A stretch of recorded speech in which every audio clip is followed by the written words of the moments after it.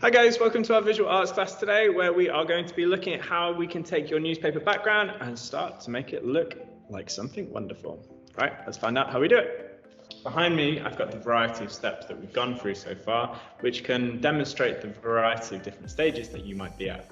You may have finished your collage, you may have finished your observational drawing, or you may have started with the painting, which is going to be where we are at and what you understand how to do after we have spoken today. The two things that we're looking for. First thing, 50% of the newspaper needs to be filled up with painting or patterns that we are going to investigate and examine now. And secondly, there should be a variety of patterns, most important. So not just simple patterns. Now, what do I mean when I say a simple pattern? You all have access to this pattern sheet. This is shared with you on the PowerPoint for the painting, which I've shared with you today. And on here, we have a variety of different patterns, some of them simple, some of them complex.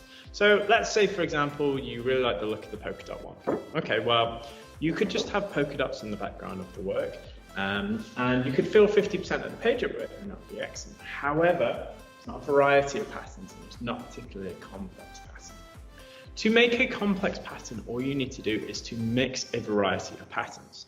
So let's say, for example, let's stick with the polka dots. You want the polka dots? Wonderful, let's keep the polka dots. However, let's escalate that up slightly and make it slightly more complex by adding some stripes. So the next step for us, when we have started to determine what kinds of patterns we want to include, is to put together a mock-up to see how this will look in our books. So I'm going to divide my page in half. I'm going to divide the top into quarters to give me a roughly A6 size space, which I'm working on for the mock-up trials.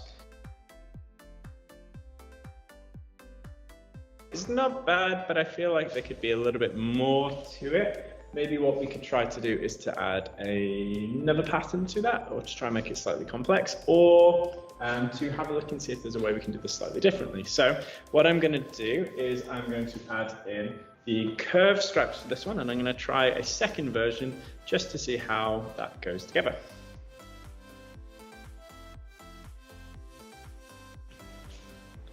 Okay, two very different outcomes here, but two very good ideas for what can potentially be on the background of this design. So what I would do is I would consider what I have available to me, what do I have access to. I'm going to pick one of these two patterns and I'm going to put it onto my background.